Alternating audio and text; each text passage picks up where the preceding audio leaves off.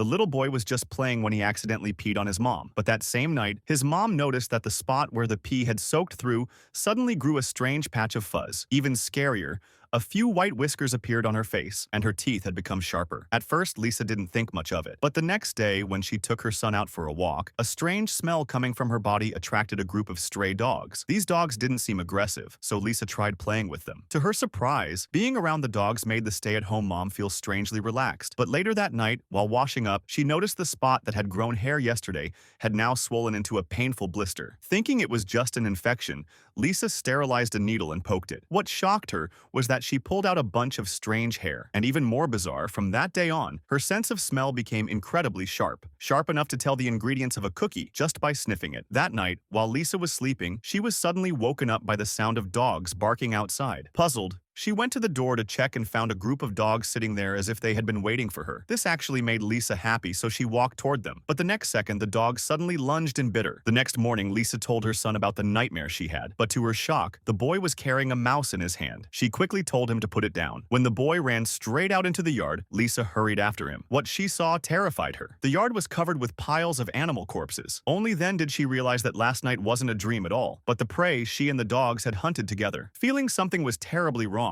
she rushed to the library and borrowed a book about humans turning into animals, hoping to figure out what was happening to her. In the following days, her behavior became stranger and stranger. One day, while eating out with her son, she suddenly grabbed food with her bare hands and even barked like a dog while eating. Her son laughed out loud, but the strange looks from people around them made her stop. At that moment, the librarian she had met a few days ago also happened to notice her. He smiled and said he used to do the same thing to make his kid laugh, and he praised Lisa for being such a loving mom. Then he played with the child for a moment before turning to leave. Lisa felt like she had found a kindred spirit and wanted to talk more, but he was already gone. That night, the sound of barking came again from outside. Lisa couldn't resist going out the door, and the next second, she found herself running on all fours like a dog, sniffing the grass over and over, as if she had completely transformed into a real dog.